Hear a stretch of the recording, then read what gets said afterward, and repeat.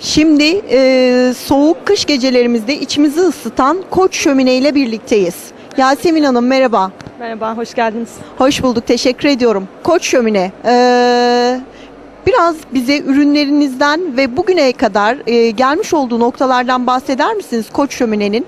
Tabii ki. Şimdi Koç Şömine 1930 itibariyle baba mesleği olarak sürdürülmekte. Kurul başkanımız Murat Koç'tur. Temel Koç'la beraber bu işi yürütmekteler. Ortak ve kardeş olarak. Şimdi sistemimize gelince biz haznelerimizi yurt dışından ithal ediyoruz. 7 yıl garanti veriyoruz. Antalya'daki tek bayisi Seguin'in, artı İstanbul'da bir bayisi daha var. Bunun haricinde